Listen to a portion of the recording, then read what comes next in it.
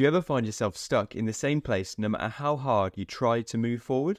If you're new to the channel, my name's James Eardley, and in today's video, I'm going to tell you how certain habits can be your biggest roadblocks to achieving the goals that you've set out. Over the past 3 years, I've been battling certain habits that I know are holding me back, while I've still been able to go on to build a £1 million e-commerce business. These are the habits that I've noticed make me feel stuck and make others feel stuck. So stick around to discover how to break free of these. And if you're looking for content that empowers your entrepreneurial journey, then stick around by hitting that subscribe button. So no doubt habit number 1 has to be the need for constant stimulation. And I've noticed that this is a symptom of our modern world that we live in. But nowadays, how often do you find yourself feeling like you need to be stimulated at every moment of the day? So even if you have a minute and you're waiting in line for a coffee at a cafe, the first thing you do is pick up your phone out of your pocket and start scrolling on social media. Or perhaps it's first thing in the morning and you're not yet got out of bed, but the first thing you do is feel like you need to be stimulated and you can't lie there without any thoughts. And the first thing you do is pick up your phone. Well, it might feel harmless in the moment, and it's all it is scrolling and looking on social media. But over a long period of time, that constant need for stimulation takes you away from achieving the goals that you need to achieve. By craving that need to be constantly stimulated by some form of content or something that captures your attention, you don't allow yourself the space to think about your goals, think about your life, think about where you want your life to be. We numb ourselves with the thoughts about where we want to be in the future with the constant stimulation. That doesn't need to come from your phone either.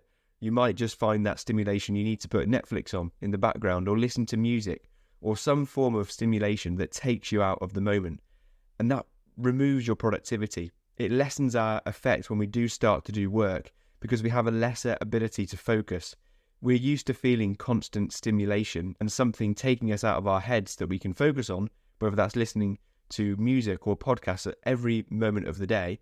We then, when we need to do some real focus work to grow the life that we want to live, it's much more difficult for us to concentrate. This is a habit that I've battled with a lot because in this generation we have easy access to stimulation whenever we want. You've got something in your pocket all the time that will take you away from boredom, take you away from your thoughts. Immediately you can get onto your phone. So it's something I had to battle with, but I realized that if I had a constant need for stimulation, I wasn't allowing myself the space to think about, was I happy with where I am at the moment? And where do I want to be in the future? And some of the most empowering thoughts that you get will be in those moments of space. And you start to question where you're at. You take a step back. You start to look at the position you're in and you start to look at where you want to be. And instead of being constantly numbed from those thoughts and feelings, you're able to look at the bigger picture and really go after the goals and create a life that you're proud to live. So the actionable tip to remove the effect of this habit and to stop getting into a habit of doing this all the time is a simple one. Next time you notice yourself in a moment where you could have thoughts, you could allow yourself the space and the quiet time that you need without stimulation. As soon as you notice yourself going and reaching for your phone, think twice before you reach it. Think twice before you start to scroll and take yourself out of that moment and leave the phone in the pocket, leave the music off and allow yourself just to be in the moment without stimulation. The effect on your focus is huge and also it allows you to have some real thoughts about where you want to be in the future. Okay, another habit that is all too common that I used to suffer with myself is not tracking your progress towards your goals. So it's an easy one, you hear all the time that not setting goals is obviously something that is going to hold you back.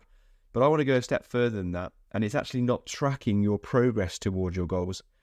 I used to set lots of goals, last year, year before, and I wouldn't then track to see how I was getting on to achieving those goals. And it wasn't until the end of the month that I'd look back and remember that I'd set all these goals for myself that I hadn't achieved because I wasn't aware of them. I'd forgotten that I'd even set them, to be honest. So the difference now, and something we need to get away from, is not tracking those. So now when I set a goal, I make sure that I make it a daily habit for me to check the goals that I've set for the month and for the quarter. And that way, it's only a 10-20 second look every day. But what that does, it allows you to remind yourself of the goals that you've set for yourself. And because you realize what goal you have to achieve at the end of the month, it makes you think, okay, what can I do today that gets me towards that goal that you've got at the end of the month? And if you don't do that little 10-second check-in, you'll forget about the goals that you've even set. And a monthly goal is achieved in the daily actions that you take. And if you don't take the action to remind yourself to do a simple action today towards your monthly goal, you won't achieve those goals. Okay, so habit number 3 that we need to remove if we want to get to a level of success that we're happy with, we need to take away the unintentional way that we approach work. So being unintentional with your time was such a big problem for me. Unintentional means that you start doing something that you never intended to do in the first place. So for example, perhaps you've sat down and you say that I'm just going to work for the next 2 hours. There's no intention there for what specific work you're going to do. There's no intention to what goal are you going to achieve before you stop working. So you sit down at work and you unintentionally just get pulled around in any direction that day pulls you into. So the first thing you do in the morning is check your inbox, check to see what people want from me and what I need to do for others. And straight away your day has been pulled in different directions, and you get to midday, you've done 3 hours of work and you realize that you've not achieved anything that you wanted to achieve that day. You've been unintentional in the work that you've done, and you've done different things, little menial tasks here and there for 3 hours, and you've not moved the needle on the most important tasks that will get you to where you want to be. So the quick actionable tip for this one is whenever you sit down to do some work, don't just say that you're working. Say to yourself, this is what I'm doing with work. Perhaps it's, I'm now going to identify 3 suppliers to sign for my e-commerce business, and I'm not moving until I've got those 3 written down with the contact numbers. And being that intentional means that you won't do anything else other than that task, and you won't be pulled in any other direction until that task is completed. So think about being intentional with your work. That comes in every different area as well. If you can be more intentional in life in general, so don't just sit down and get pulled in any direction that you want to in the evening as well. How can you be intentional with how you want to spend your time in the evening? That's going to get you a long way in life. And I truly believe that. It made such a huge difference for me. Even being intentional with your time off. So set yourself to finish at 5 p.m, for example, and know that you'll be done after that time. Even though you're not being work-wise productive, being intentional that that's the time that you're going to switch off, again, it gives you that freedom to relax and not worry about whether you should be working or not. Number 4, a habit that I used to fall into all the time, and it's similar to number 3, it's not getting into focused deep work.